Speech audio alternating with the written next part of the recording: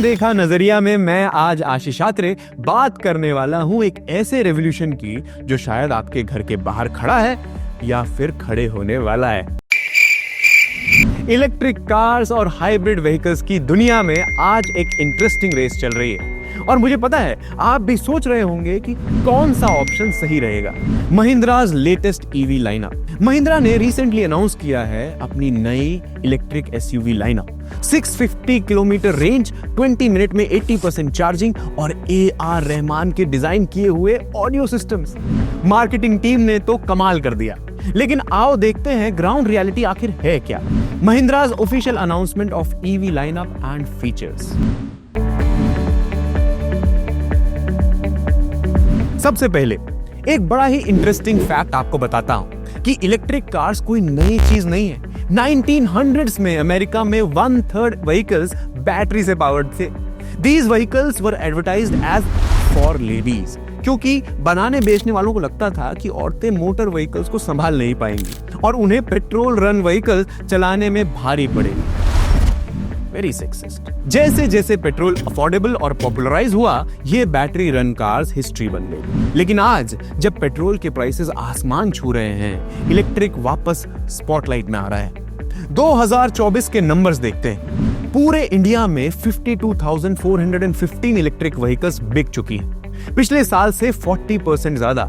और hybrid cars first half में ही 51,832 units. इस बदलाव में महाराष्ट्र, दिल्ली और तमिलनाडु लीड कर रहे हैं। साफ दिख रहा है कि लोग ऑल्टरनेटिव्स ढूंढ रहे हैं, और क्यों ना ढूंढे। पेट्रोल प्राइसेस और मेंटेनेंस कॉस्ट का हिसाब किताब तो बेचारा कैलकुलेटर भी नहीं कर पा रहा है। अब ग्राउंड रियलिटी पर आते हैं। इलेक्ट्रिक कार्स में एक्चुअल चार्जिंग एक्सपीरियंस कैसा है। होम चार्जिंग से 6 से 8 घंटे में फुल चार्ज हो जाती है कार।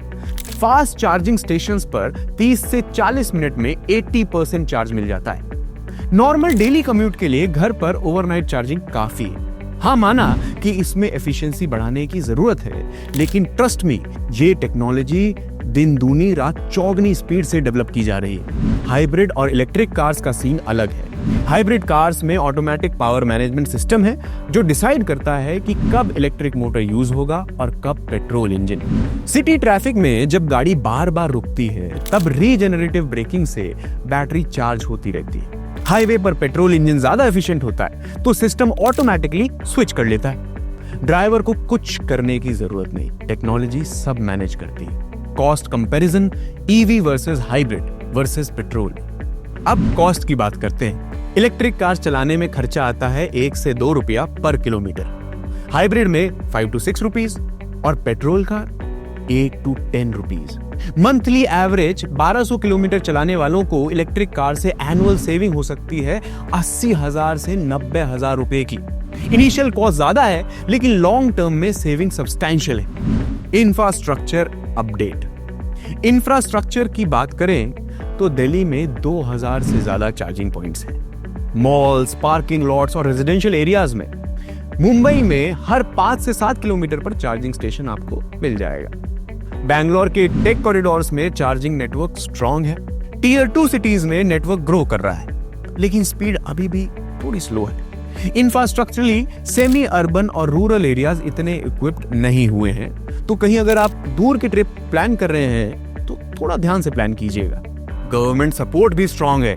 स्टेट वाइज बेनिफिट्स अलग हैं। दिल्ली में 1.5 लाख तक की सब्सिडी मिल रही है।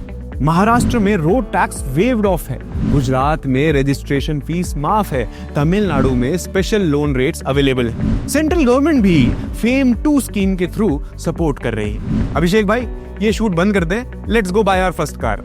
ईवी ओनरशिप का रियलिटी चेक करें तो मेंटेनेंस कॉस्ट कम है, क्योंकि मूविंग पार्ट्स कम है। बैटरी लाइफ 8 से 10 साल की होती है।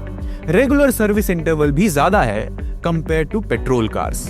लेकिन पब्लिक चार्जिंग का नेटवर्क अभी डेवलप हो रहा है, स्पेशली हाईवेज पर।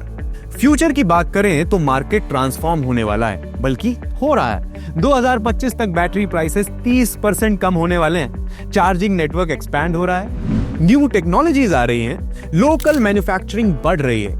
2030 तक एस्टिमेटेड है कि 30% न्यू कार सेल्स इलेक्ट्रिक ही होंगी। अब क्लियर पिक्चर। अगर मोस्टली सिटी ड्राइविंग है और इनिशियल कॉस्ट मैनेज कर सकते हैं तो इलेक्ट्रिक बेस्ट ऑप्शन है। लॉन्ग टर्म में सेविंग्स सब्सटैंशियल हैं और एनवायरनमेंट को भी बेनिफिट है। लेकिन अगर रेंज एंजाइटी है और लॉन्ग ट्रिप्स फ्रीक्वेंट है तो हाइब्रिड बेटर ऑप्शन है। फ्यूल एफिशिएंसी भी अच्छी है और फ्लेक्सिबिलिटी मैक्सिमम है। और अगर आप अभी भी कन्विंस्ड नहीं हैं तो use the wait and watch strategy. Technology improve हो रही है, प्राइसेस कम हो रहे हैं, ऑप्शंस बढ़ रहे हैं और जैसे ही सही वक्त आएगा जस्ट हिट इट।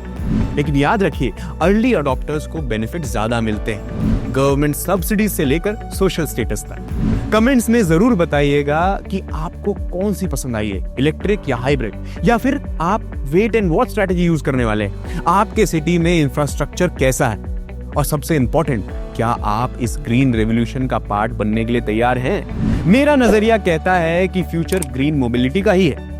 सवाल सिर्फ ये है कि आप लीड करेंगे या फॉलो। मैं हूं आशीष आत्रे, अब आपसे मिलूंगा अपनी अगली वीडियो में। तब तक के लिए ध्यान रखिए, खुश रहिए, अलविदा।